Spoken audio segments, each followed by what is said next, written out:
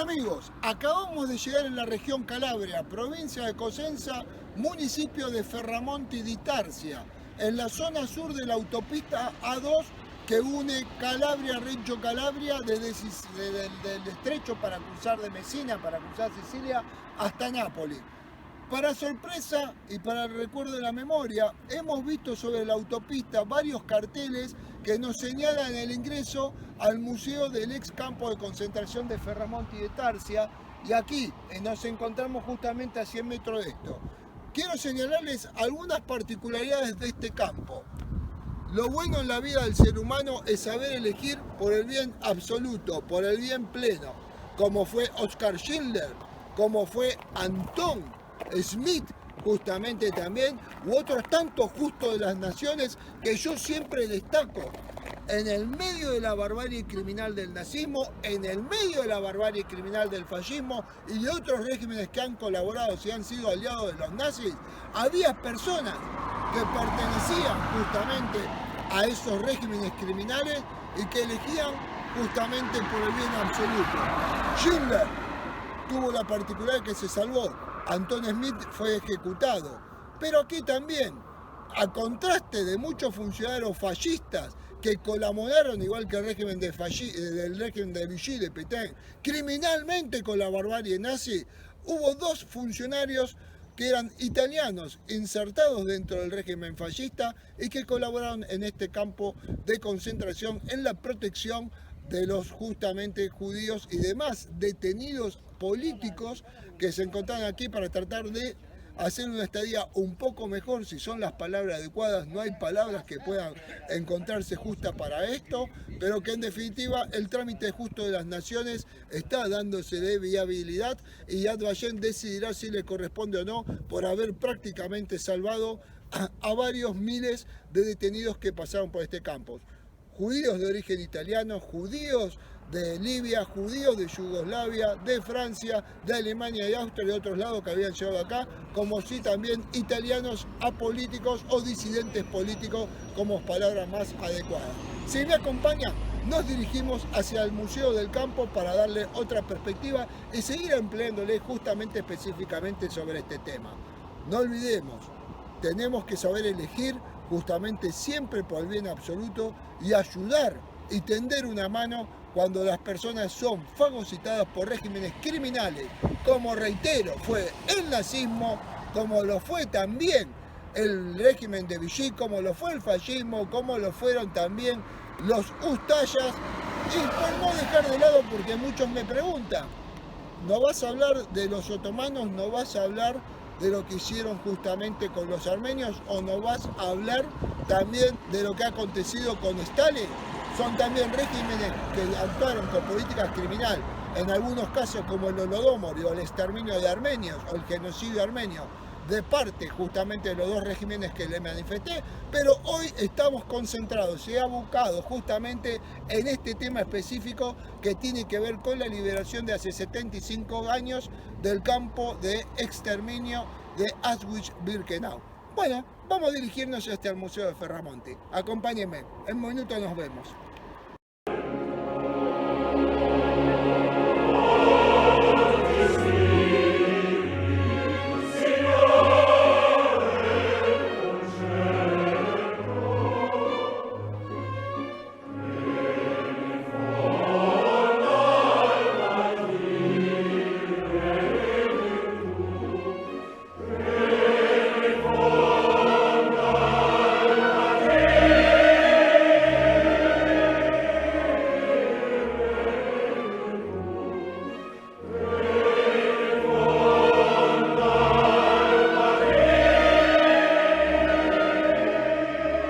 Nos encontramos en la región Calabria, específicamente en la provincia de Cosenza, la más nórdica de la punta de la bota de Italia, y en el comune municipio de Tarsia, en la localidad de Ferramonti.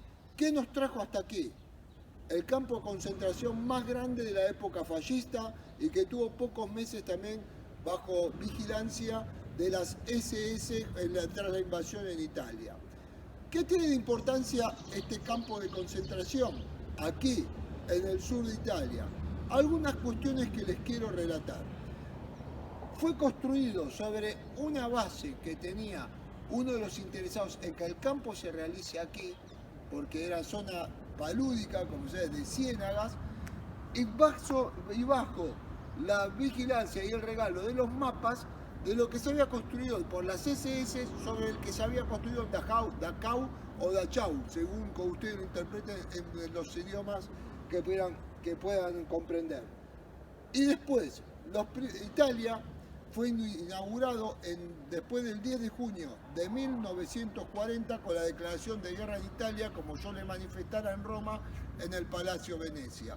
Oficialmente, el 20 de junio de 1940, ingresó el grupo de 160 judíos de origen alemán y de origen austríaco, más allá de que yo operaba el Anglus y era todo el Tercer Reich, que se habían escapado justamente de esos países y habían venido para Italia y fueron transportados hacia aquí. ¿Qué particularidades tenían este campo de concentración? Por ejemplo, podrán ver, Ernest Bernhard fue estudiante de Jung, seguía su propia escuela, de gran psicólogo también, discípulo y condescendiente también de Sigmund Freud, como sabemos. Él se destacó y formó una biblioteca acá adentro. ¿Cómo una biblioteca? Se van a preguntar. ¿Cuál es la particularidad?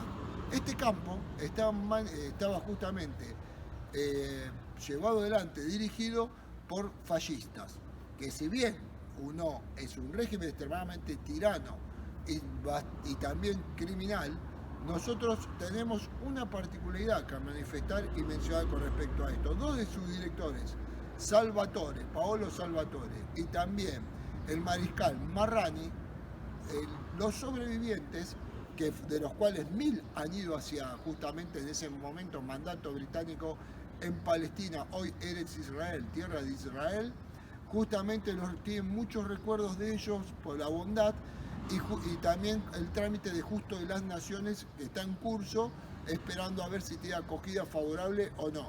Recordemos que no deja de ser un campo de concentración con todas las particularidades del caso y la gravedad que significa. Ahora bien, otra de las particularidades, vinieron muchos grupos de los territorios que Italia había invadido, por ejemplo de la ex Yugoslavia, Grecia, de otros países que estaban bajo dominio de la Albania entre ellos, y también de la zona de Francia limítrofe, en la zona de Grenoble, Monginevro y todo lo que era limítrofe, que había quedado con la Italia del Piemonte y la Italia del Val d'Aosta, que había sido invadida por Italia el 10 de junio de 1940. Ellos estuvieron aquí y después, desde aquí, fueron prácticamente protegidos. La incidencia de muerte era muy pequeña, que ustedes podrán verlo, 8 a 20 sobre 1000 promedio, que eran por muertes acá naturales, por contagios o también por las cuestiones dentro del campo. Pero habían 2 sinagogas en funcionamiento, se celebraron matrimonios, había campeonatos de fútbol. Cuando Italia empezó con la debacle de la guerra, los comisarios, tanto Salvatore como después el mariscal Marrani, les permitían salir a trabajar en todo el campo ajeno. La comunidad de Tarsia, al igual que la de Pitigliano, la Jerusalén de Italia, protegieron y cuidaron a los judíos y de origen alemán, austríaco, de los otros demás, o también origen italiano, o los que provenían, que no eran de características, estaban con la política racial, sino por ser justamente enemigos del régimen, apolíticos, apátridas o anti-régimen fascista, también es la particularidad del campo y por eso los trámites de Justo de las Naciones. Ahora bien, por último, la comunidad de Libia, de Bengasi, los que habían podido escaparse con ayuda de italianos hacia allí, se vieron bloqueados justamente con la guerra en el norte de África y fueron devueltos y traídos hasta aquí, a la comunidad de Bengasi de Libia, del norte de África, que generalmente es algo que en el contexto de la Shoah no está tan difundido como conocemos lo que aconteció en Polonia, que fue la zona, Polonia de la Unión Soviética, más trágica de los crímenes que han cometido los nazis justamente. Bien, Este campo, como les dije, entró en funcionamiento el 20 de junio de 1940 bajo el egidio fascista hasta la invasión alemana en agosto-septiembre de 1943, que llegaron a Sicilia, y estuvo muy pocos meses bajo vigilancia justamente de las SS. En ese momento es donde echaron al director Paolo Salvatori, porque vieron la flexibilidad que él se movía aquí y que la comunidad justamente de este pueblo de Tarsia colaboró en esconderlos a todos en los campos. Y justamente que no sean deportados a los campos del norte, como habíamos visto en Fossoli, o también en la zona de la Riviera de Zambaba, para que no sean deportados al exterminio hacia los campos como Auschwitz-Birkenau, Dachau, Mauthausen, para ser utilizados como mano de obra esclava. Esta es la particularidad de este campo que tenemos aquí. Fue liberado justamente con colaboración de los internos por los británicos en septiembre de 1943, cuando Patton y Montgomery, tanto el general aliado por Estados Unidos como Montgomery, Bernie Montgomery, justamente del ejército británico, ingresaron por Sicilia, por Messina, a la punta de Calabria, el Rincho Calabria, justamente la provincia específica, y entre Villa San Giovanni. Patton fue destituido en ese momento del ejército porque había golpeado a un soldado norteamericano por cobardía, y recién lo restituyen en el cargo en las Ardenas, cuando ya había sido el desembarco aliado en Normandía, y llegaron aquí y estuvo bajo vigilancia de los ingleses, del ejército inglés, hasta que fue el último campo de concentración liberado en Italia en septiembre de 1945, muchos meses después de que la guerra mundial había terminado. ¿Por qué esta particularidad? Por una sencilla razón. Todos los judíos, del origen que sea de países, Polonia, o que habían llegado acá, Alemania, Francia, Yugoslavia, yo me manifesté, no tenían dónde ir. Y esperaban que los mismos británicos les permitiesen ir hacia el mandato justamente británico en Palestina. Algo que no habían podido lograr porque ya sabemos la particularidad de los acontecimientos de los británicos justamente sobre el actual Eretz Israel, territorio de la tierra de Israel, como podemos conocer. Bien, yo creo que les he explicado pormenorizadamente o con algunas particularidades del caso que es importante conocer de este campo, donde también se registraron nacimientos. Ya sabemos lo que sucedía con los bebés, están todos los registros dentro del museo, hoy está justamente cerrado por la época del año en que nos encontramos.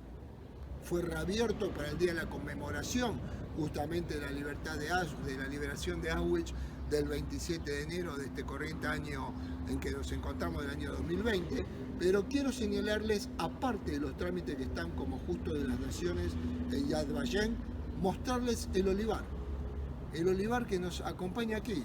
Sabemos que el Mediterráneo es tierra de olivares. Calabria justamente tiene esa particularidad, que es una de sus mayores riquezas, tiene que ver con la oliva y la producción de aceite de oliva. Pero ¿por qué se lo señalo?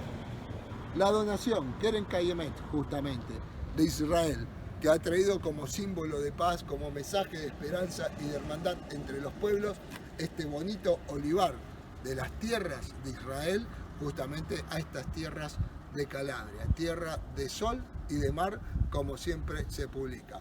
Por último, este campo, cuando fue construida la ruta, la autopista, la A2, antiguamente A3, que es la que une Nápoles hasta Reggio Calabria, y donde nos encontramos en Villa San Giovanni para cruzar con el ferry a Sicilia, fue partido lamentablemente al medio, había sido abandonado completamente en 1970. Pero Parrini tenía este bloque que podemos ver, que se encuentra en destrucción, original, donde estaban las cocinas y la casa del comandante, y también los talleres mecánicos de los vehículos del campo. Los podemos ver tal cual, en original, no refaccionado, no reconstruido. Es uno de los proyectos que justamente quieren mantenerlo como patrimonio histórico-cultural, ¿no? Para que esto nunca más vuelva a acontecer. Bueno, acá lo vemos tal cual como estaba en la época de la Guerra Mundial o bajo el dominio fascista. Es otra de las explicaciones que Parrini, el que había sido el constructor, propietario de estas tierras, muy allá del régimen fascista, ha dejado acá como justamente para que nosotros podamos exhibirlos a ustedes. Por último, quiero que me acompañen al monumento que señala con la corona lo que fue la celebración de justamente la liberación del campo de exterminio de Auschwitz-Birkenau, del cual lamentablemente más de 8.000 italianos de origen judío o también de otros orígenes, pero que se encontraban en Italia, que habían podido escapar de la coyuntura del Anschluss, de la anexión de Sudeterland, o también de Francia tras el inicio de la invasión alemana, que habían podido escapar hacia los campos de Italia. Con esta imagen, realizada justamente conmemorativa por el municipio o comuna de Tarsia, como aquí nos manifiestan, nos vamos despidiendo y espero, bueno, que se interesen justamente también por poder visitar este campo cuando pueden, o al menos algo que es muy normal, por justamente estos medios digitales que nosotros estamos manifestando, interesarse en los acontecimientos de este campo. Es muy interesante la historia y en definitiva nos sirve y nos ayuda no solo a conservar la memoria, sino también para luchar contra ideas neonazis y sobre todo contra la criminalidad del antisemitismo que está empezando a brotar lamentablemente en este mundo moderno. Con esto los voy dejando desde Cosenza, del Museo del Campo de Concentración de Ferramonte y de Tarsia, y me voy despidiendo, así que los voy saludando. Hasta la próxima.